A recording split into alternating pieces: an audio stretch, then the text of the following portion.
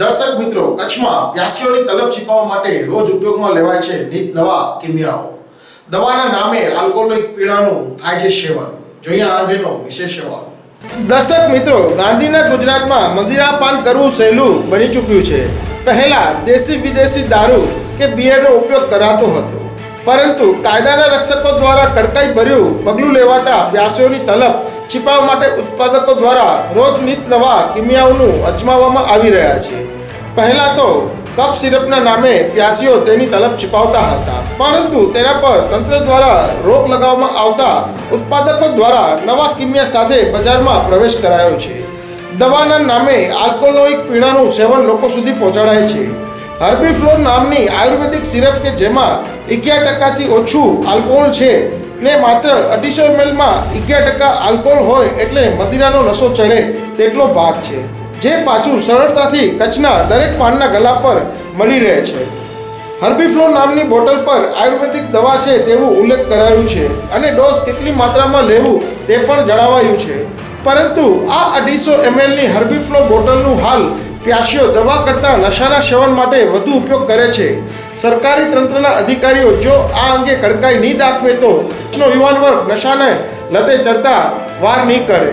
नाम न कहेवानी शर्ते हर्बीफ्लो वेचता वेपारीए जणाव्युं हतुं के महीनानी 300 थी वधारे पेटीओनुं कच्छमां वेचाण थाय छे। सांभळीए हर्बीफ्लो पीणा अंगे शुं जणावे छे जाणीता डॉक्टर PN आचार्य।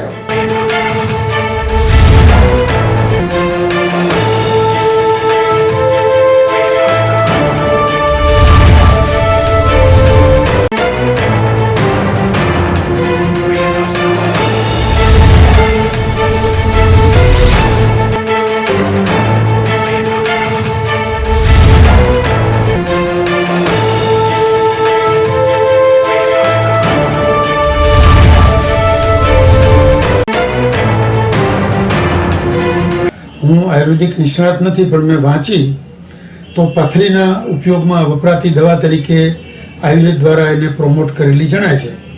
એટલે કે આ જો દવા હોય તો દવાની દુકાને મળવી જોઈએ, ડૉક્ટરના પ્રિસ્ક્રિપ્શનથી, અથવા આયુર્વેદિક દવાઓ ક્યારેક પ્રિસ્ક્રિપ્શન વગર પણ મળતી હોય, પણ મળે દવાની દુકાને, અને એમાં જે ડોઝ લખ્યો છે 10 ml 3 ટાઈમ પાણી સાથે અથવા ઉપર પાણી પીને એ રીતે વાપરવાથી કદાચ એના જે કન્ટેન્ટ છે આયુર્વેદના એ જોતાં પેશાબ વધારે આવતો હશે, અને વધારે પેશાબ આવે અને પાણી વધારે પીઓ તો પેશાબ વાટે ક્ષારો નીકળવાની શક્યતા રહેતી હોય છે, પણ પહેલી નજરે એનો ઉપયોગ દવા તરીકે જણાય છે।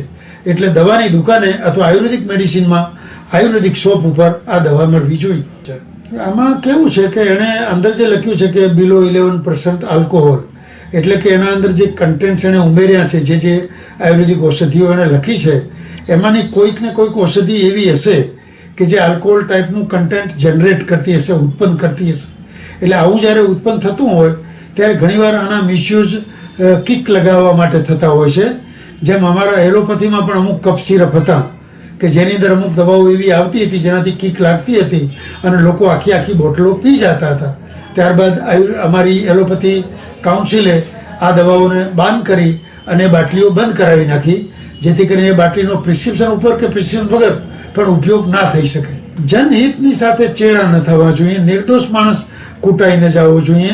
પથરી માટે લેતો અને આખી બોટલ પી ગયો અને પછી વ્યસન પડી ગયો એવું ન થવું જોઈએ। દવા લઈ બોટલી તરીકે લઈ આયુર્વેદિક નિષ્ણાતને મળી અને ખરેખર એમાં ગુણકારી છે કે નહીં તે જાણ્યા બાદ જ એનો ઉપયોગ કરવો જોઈએ।